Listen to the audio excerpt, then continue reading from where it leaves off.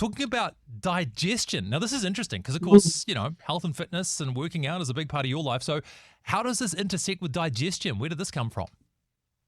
So when our digestion's off, we talk about digestion a lot, right? And when our digestion is off, how does that actually impact our body? What happens to us when we don't digest our food properly, when we're not hydrating, when we're not looking after ourselves because we're distracted by something else? Yeah. It can have huge impact on our body.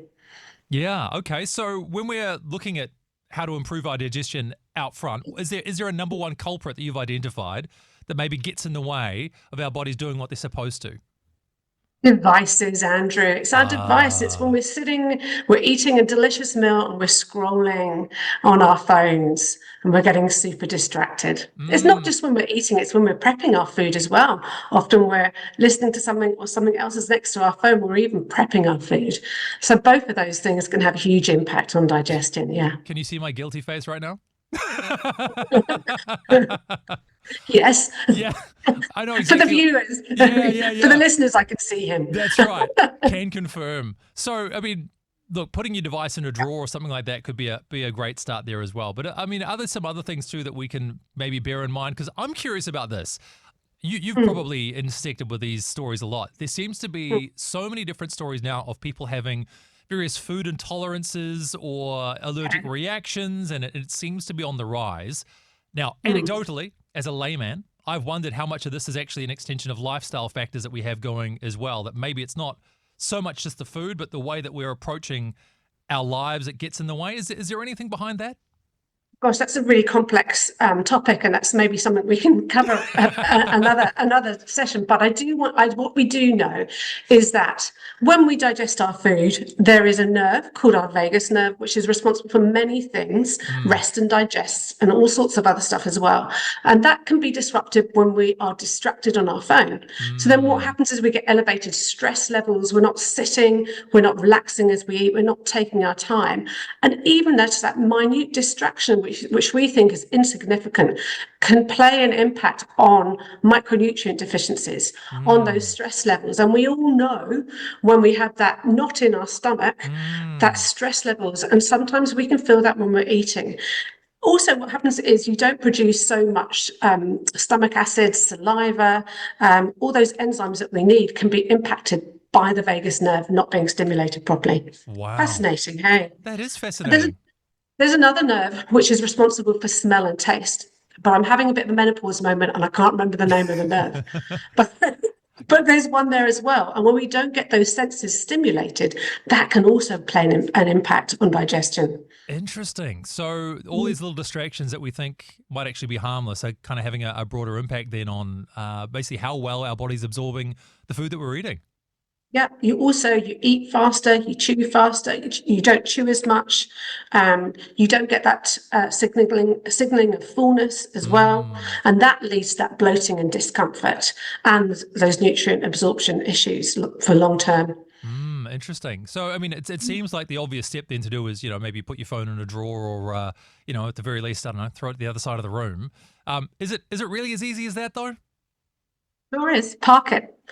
Park it somewhere else. Park it, plate your food up, make sure it's in airplane mode and just distract. We're only really talking 10 minutes, unless you're eating a massive bowl full of raw veggies, but it's going to take you half an hour to chew through. But, most of the time we're talking about 10, 15 minutes where we are just focusing on the food that we're eating, being thankful for it. I think all the food that's put in front of us is God-given.